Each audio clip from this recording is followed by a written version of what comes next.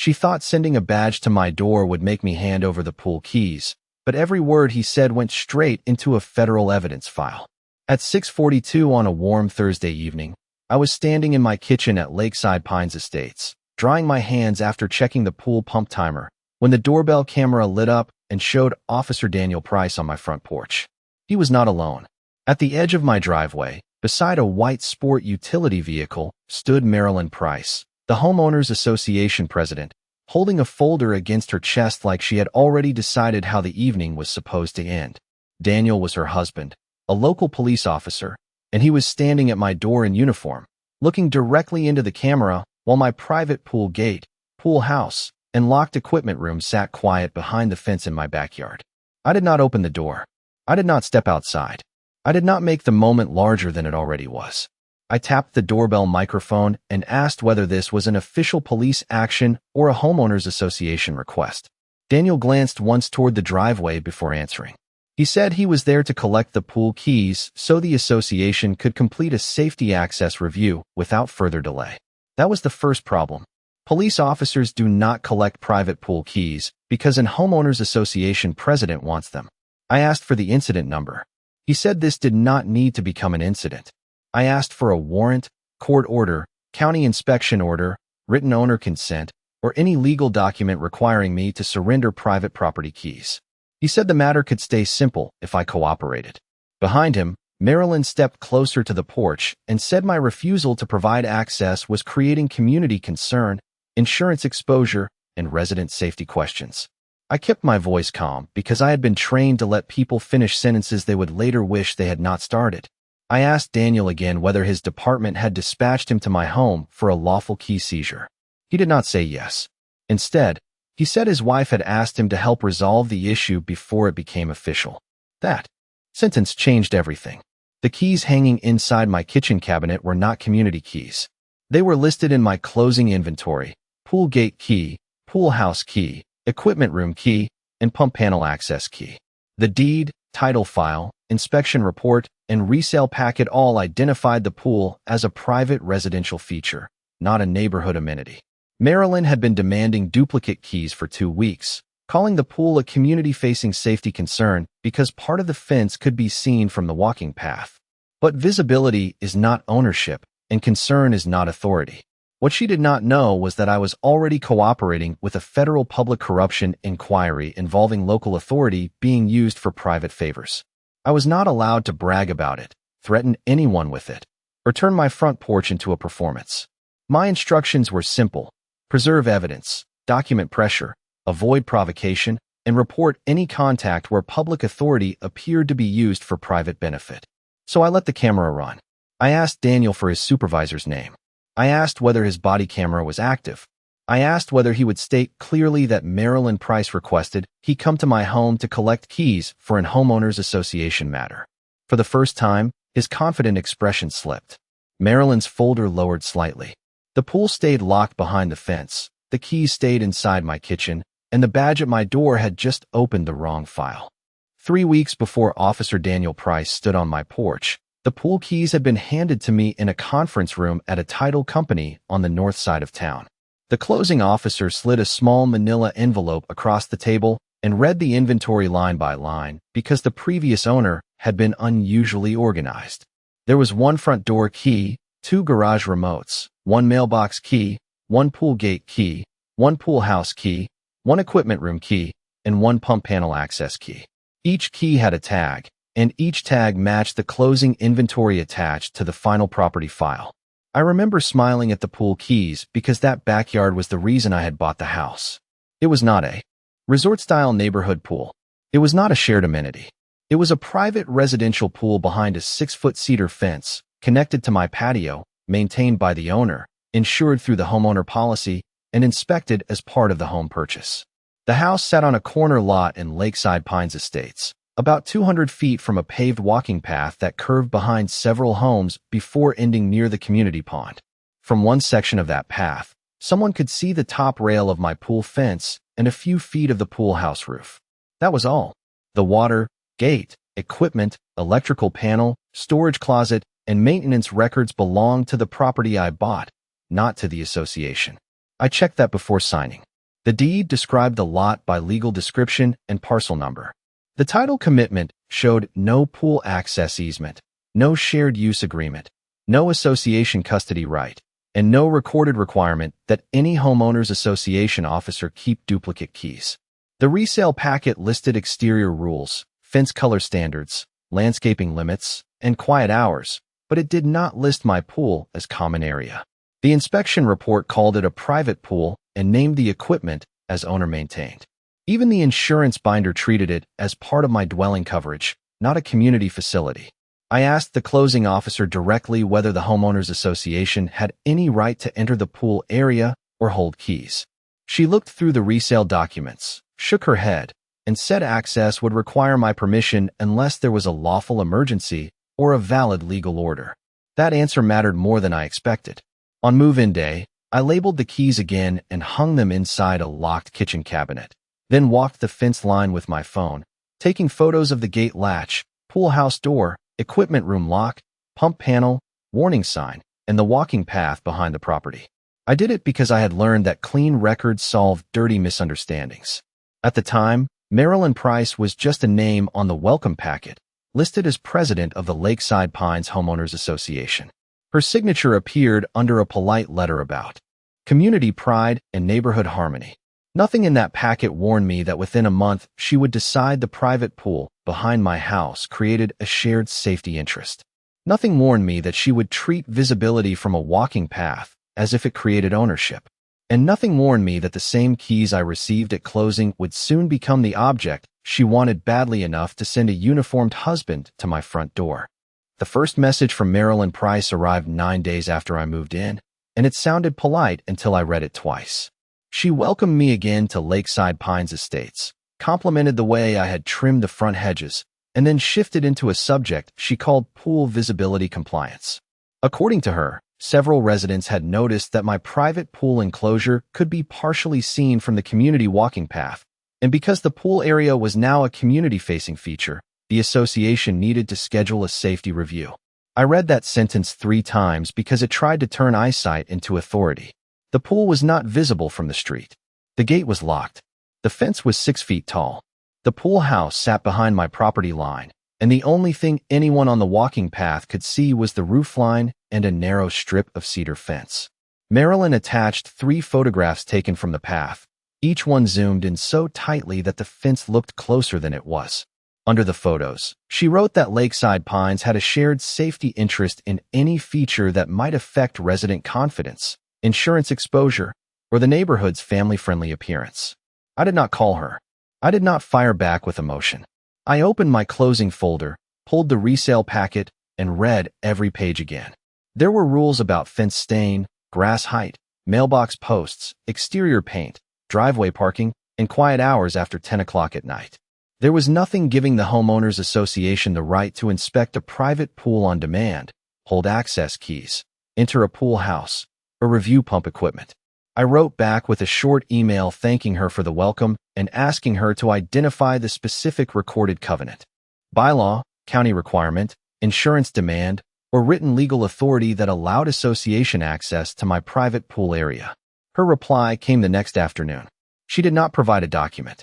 She said the board had historically interpreted visible private amenities as matters of shared safety concern, especially when children, guests, delivery workers, or residents might form impressions about neighborhood risk.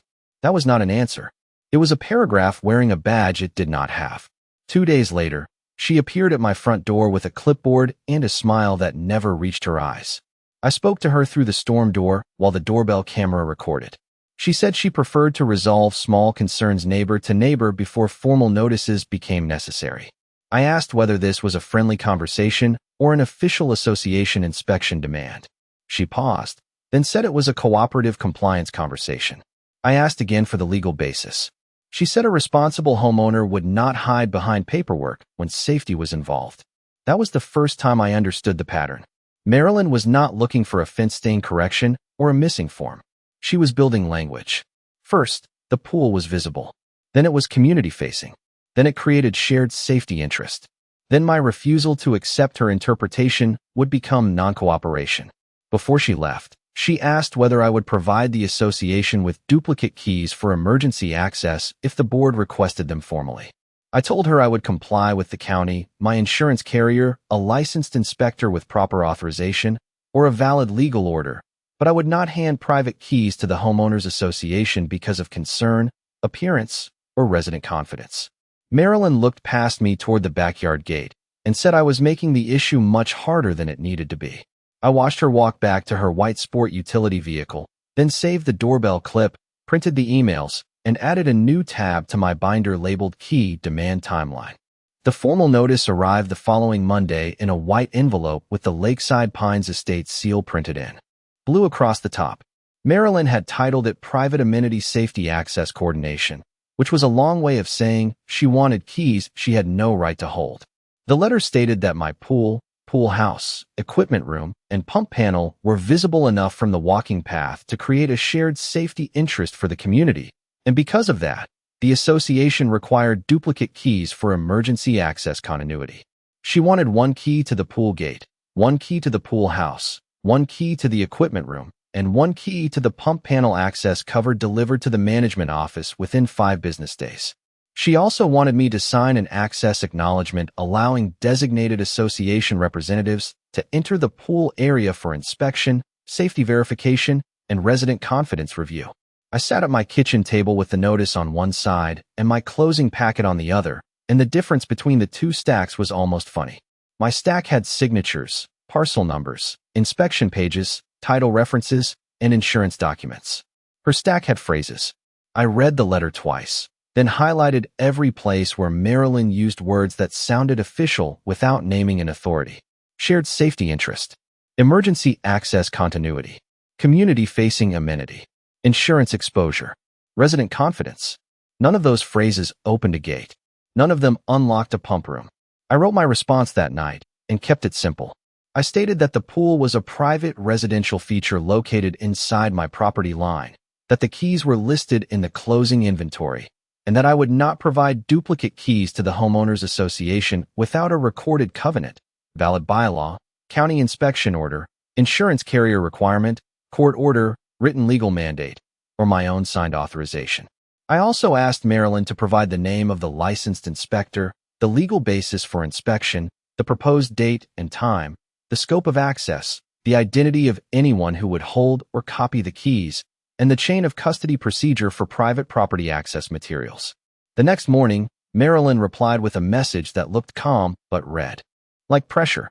She said Lakeside Pines could not allow private resistance to create uncertainty around safety-sensitive features. She said my failure to cooperate could require the board to consider escalation pathways. She did not answer one question. She did not provide one recorded document. She did not name a county official, insurance carrier, inspector, attorney, or safety order. Instead, she attached the same community guidelines I already had, plus a one-page policy memo she had written herself, describing visible pools as shared concern areas. At the bottom, she wrote that refusal to provide reasonable access could be interpreted as obstruction of community safety procedures. That word, obstruction, was the point where her language stopped sounding like neighborhood management and started sounding like borrowed law enforcement pressure. I printed the email, saved the attachment, and forwarded both to my federal contact through the secure channel I had been given for evidence preservation. I did not add drama.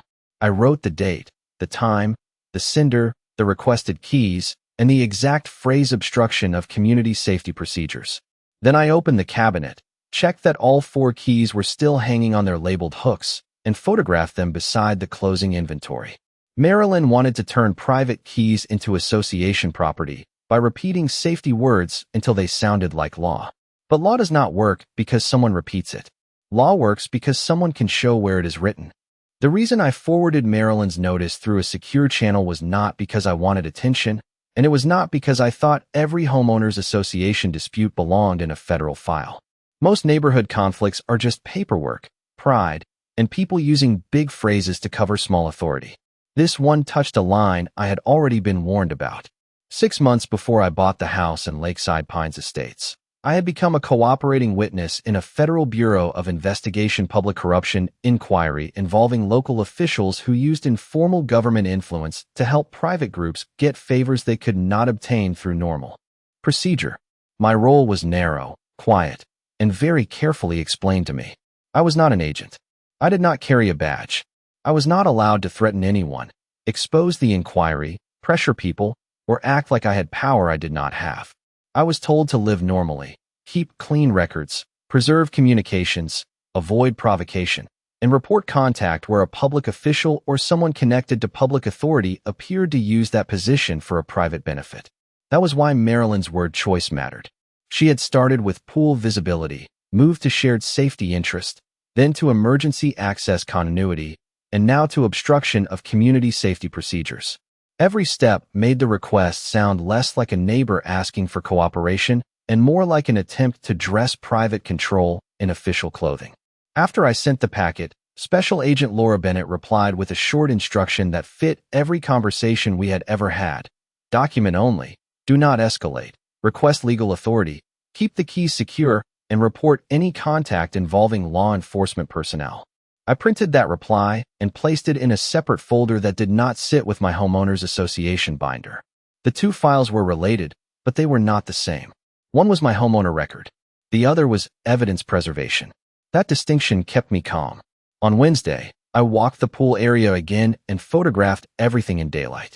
The pool gate latch, the 6-foot cedar fence, the warning sign, the pool house door, the equipment room lock, the pump panel cover, the view from the walking path, measured from the path edge to my fence line. It was about 46 feet from the nearest point where someone could see the top of the enclosure, and even from there, no one could reach the gate without entering my property. I wrote that measurement in my notebook and took a wide photo because wide photos tell the truth better than zoomed-in complaints. That evening, Marilyn sent one more message. She said the board remained committed to obtaining safety access in a cooperative manner and hoped I would avoid making outside involvement necessary. She did not define outside involvement. She did not name a county inspector, an insurance representative, or an attorney. She left the phrase hanging there because vague pressure works best when the person receiving it fills in the fear. I did not answer right away. I saved the email, checked the camera angles at the front door and driveway, confirmed the backyard gate was locked, and photographed the 4 keys again beside the closing inventory. Then I wrote one sentence back. Please provide the written legal authority for any requested key transfer before further access discussions. It was the kind of sentence that sounds boring until someone ignores it. The next morning, my doorbell camera showed Marilyn's white sport utility vehicle slowing in front of my house, then rolling away. By sunset, she had stopped pretending this was only a paperwork issue. She was looking for a different kind of pressure, and the person she chose to bring into it was the one person who could turn her key demand into something much larger than she understood. By Thursday afternoon, Marilyn Price had stopped writing like a homeowners association president and started writing like someone preparing a paper trail after the decision had already been made. At 3:18, she sent a message titled Final Opportunity for Cooperative Key Transfer. The body of the email said Lakeside Pines Estates remained concerned about emergency access continuity, private amenity visibility, insurance exposure, and resident confidence. It said my refusal to provide duplicate keys had created an avoidable access barrier and that the association would be forced to pursue assistance if I continued to delay. I read the word assistance twice because it did not belong in a letter about a backyard pool. If she had meant legal counsel, she could have written legal counsel. If she had meant a county inspector, she could have written county inspector. If she had meant the insurance carrier, she could have written insurance carrier. Instead, she used a word broad enough to hide behind and sharp enough to make a homeowner nervous. I saved the email, printed it, and placed it behind her earlier notice in the binder. Then I checked the kitchen cabinet again. The pool gate key, pool house key, equipment room key, and pump panel access key were still hanging on their labeled hooks beside a copy of the closing inventory. I took one more photo with the date and time visible on my phone screen, then locked the cabinet. At 5:54, I saw Marilyn's white sport utility vehicle pass my house slowly, turn at the end of the street, and disappear toward the clubhouse. At 6:31, it came back and stopped near my driveway. I was in the kitchen when the front camera sent the first motion alert. Marilyn did not walk to the door. She stayed near the driveway with her folder pressed against her side, looking less like a neighbor and more like someone waiting for an official moment to begin. 11 minutes later, a black patrol vehicle pulled up along the curb. Officer Daniel Price stepped out in uniform. I knew who he was because Marilyn had introduced him at a neighborhood welcome event as her husband, and because his last name appeared beside hers on the association directory. He walked up my front path with the measured confidence of someone used to being obeyed before explaining himself. That was when I started the screen recording on my phone and made sure the doorbell camera was saving to cloud storage.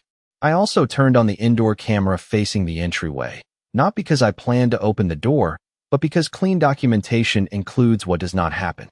No raised voices inside my house. No sudden movement toward the door. No keys in my hand.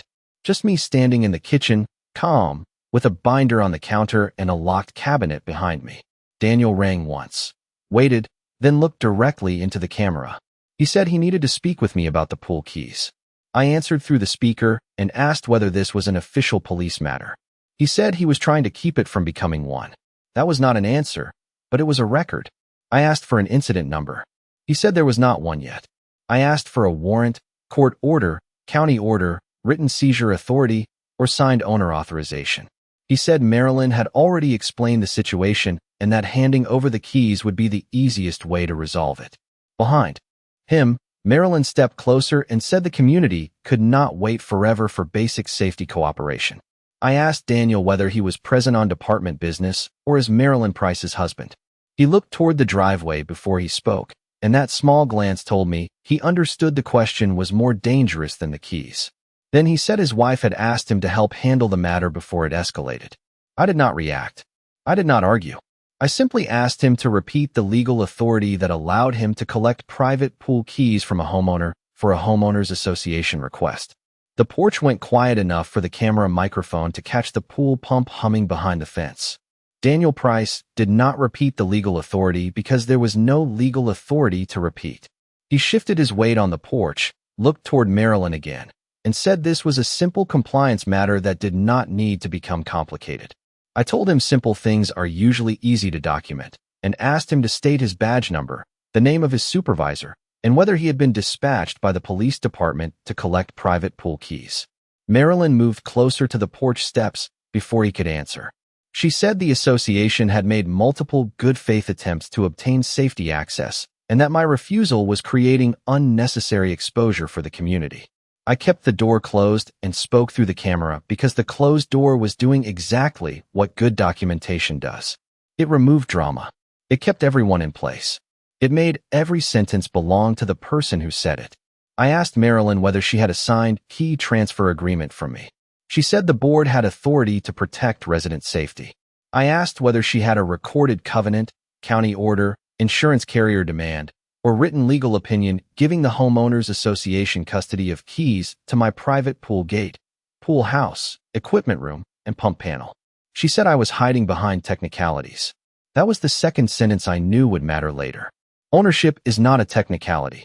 A locked equipment room is not a technicality. A private key hanging in a homeowner's kitchen is not a technicality. Daniel raised one hand slightly, not in a threatening way, but in the way people do when they want a conversation to stop moving in the wrong direction. He said nobody was trying to take anything from me. They were only trying to secure temporary access.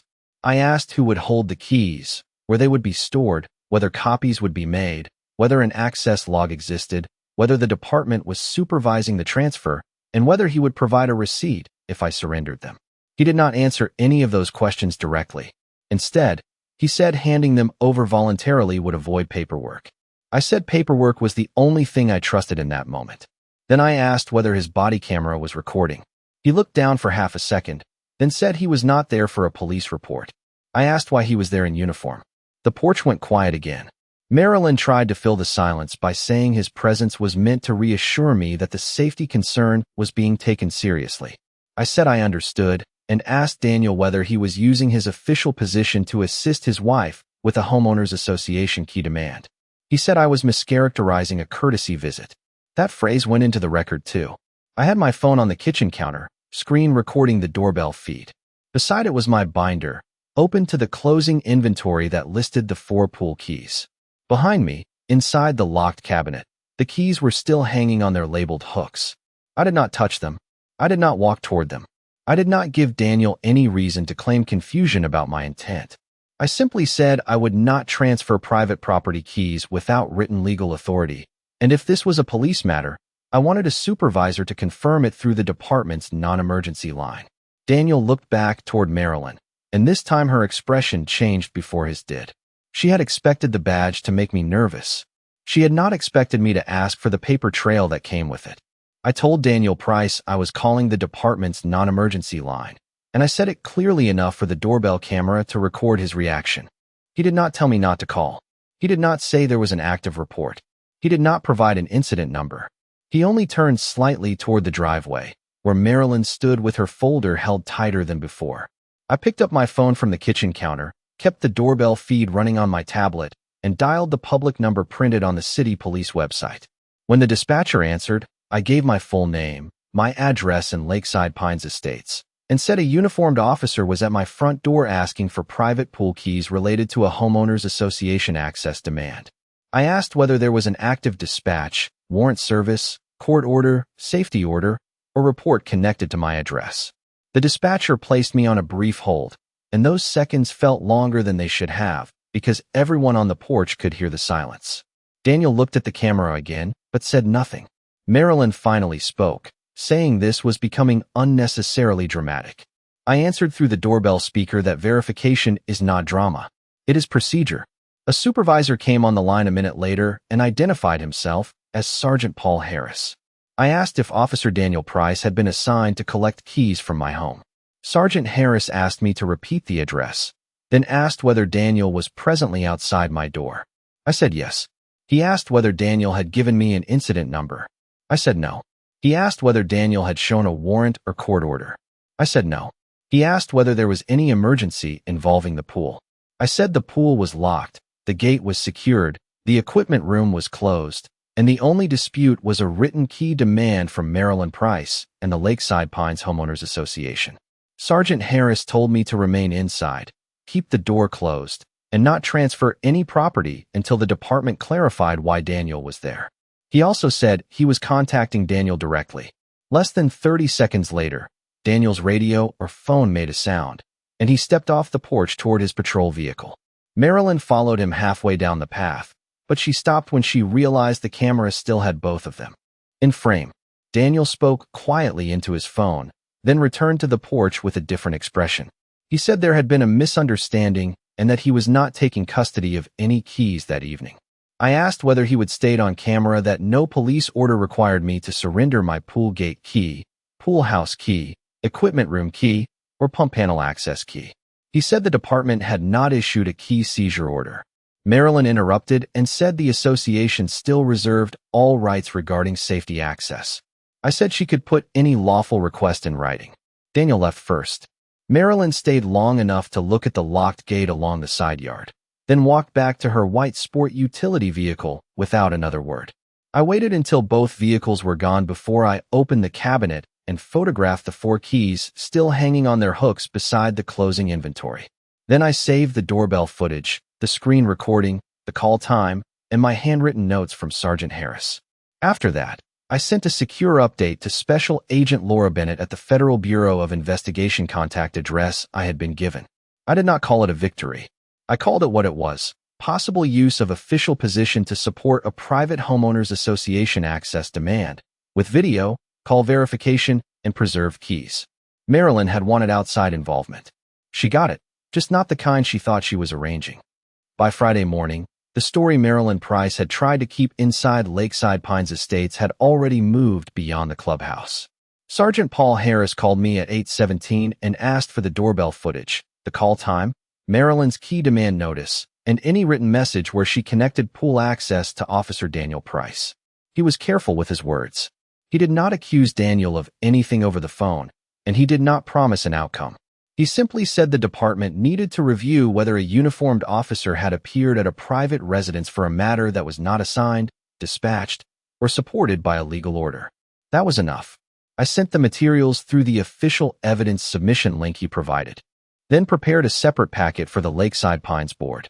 By noon, I had printed the deed page, closing inventory, title notes, resale packet excerpts, insurance binder reference, pool inspection summary, Marilyn's first visibility email, her formal key demand, her final opportunity message, the doorbell transcript, Sergeant Harris's verification notes, and photographs of the keys still inside my cabinet. I sent the packet to Karen Whitfield, the board secretary, with one request: place the private pool access demand, the attempted key collection, and the use of law enforcement presence on the agenda for emergency review. Karen replied faster than I expected. Her message was short, but it sounded like someone who had just discovered that the president had acted first and told the board later. She scheduled a special meeting for Monday evening at the clubhouse. When I arrived, Marilyn was already seated at the board table with Daniel beside her, though he was not in uniform this time. That detail mattered. Without the uniform, the whole story looked smaller. Without the badge, her argument had to stand on documents, and her documents were thin. Karen opened the meeting by saying the board needed to determine whether Lakeside Pines had any authority to demand or hold duplicate keys to a private residential pool. I placed my binder on the table and started with the simplest page: the closing inventory, pool gate key, pool house key, equipment room key, pump panel access key. Then I showed the deed, the title file excerpt, the resale packet, and the inspection report identifying the pool as a private feature. Marilyn said the association had a responsibility to protect resident confidence around safety-sensitive amenities. Karen asked where the governing documents gave the association custody of homeowner keys. Marilyn said the pool was visible from the walking path. A board member asked whether visibility created access rights. Marilyn did not answer directly. Then I played the doorbell clip. The room listened to Daniel say Marilyn had asked him to help handle the matter before it escalated. They heard him say there was no incident number yet. They heard him say the department had not issued a key seizure order after Sergeant Harris called him. Daniel looked down at the table while the audio played. Marilyn tried to explain that his presence was meant to calm the situation, not pressure me. Karen asked why a private association access request required a police officer at a homeowner's door.